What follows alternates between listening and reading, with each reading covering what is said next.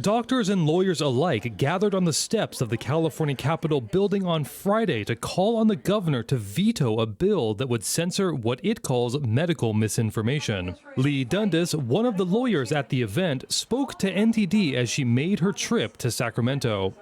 Well, the bill is essentially about criminalizing free speech by medical professionals in the state of California. Right now, what this bill says is that all doctors have to go along with whatever the prevailing narrative is. Dundas is talking about Assembly Bill 2098. It's pretty clear it's being pushed by the pharmaceutical lobbyists and industry, because when you look at the bill's authors, it is Senator Richard Pan, who has traditionally been the bag holder for pharma in our state, along with Senator Scott Wiener and Assemblyman Lowe.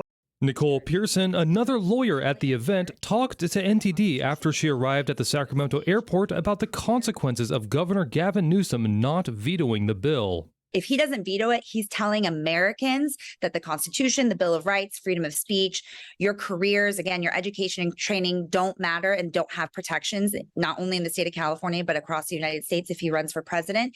Dundas stressed another consequence. I think you're going to see a huge brain drain, a mass exodus of the most talented doctors in the nation doing cutting-edge medical innovative work who are going to say, to heck with that. I'm not risking my license by discovering something new and not being able to talk about it in California.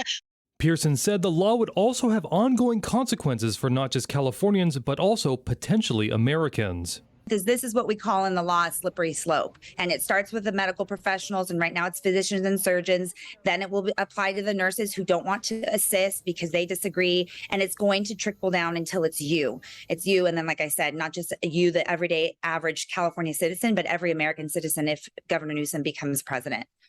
The two cited how much the COVID narrative has changed.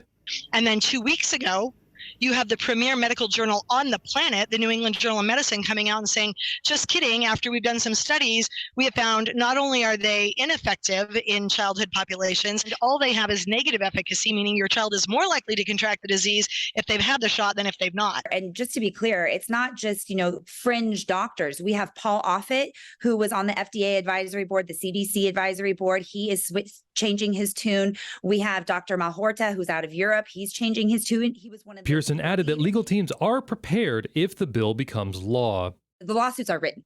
They are ready to go if this bill becomes law. And like I said, it's patently illegal and unconstitutional on its face.